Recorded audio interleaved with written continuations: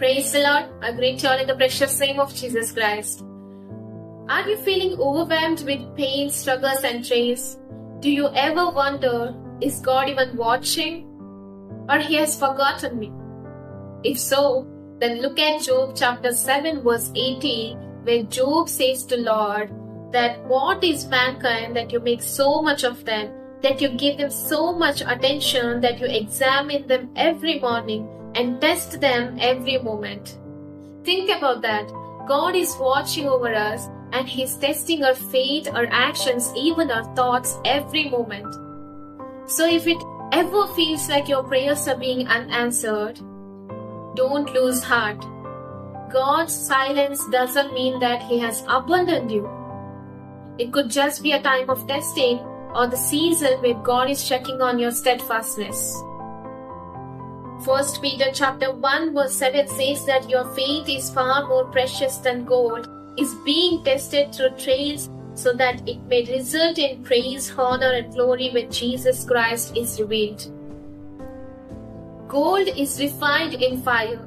The same way, our faith becomes stronger through trials. God doesn't test us to break us, rather to build us up, to strengthen us and to prepare us for something greater. And here's the good news. God knows exactly how much we can handle. That is the reason 1 Corinthians chapter 10 verse 13 reassures us that God is faithful. He will not let you be tempted beyond what you can bear. Look at Job's life. He lost everything.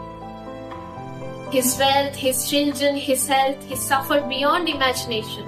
Yet he never turned against God.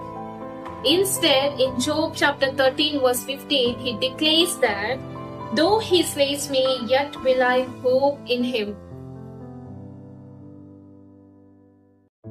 Can you imagine that kind of faith? Job trusted God even in the worst of times. But his wife, she told him to curse God and die. When she had everything, she was happy. But when things got tough, she gave up. And that's the real test.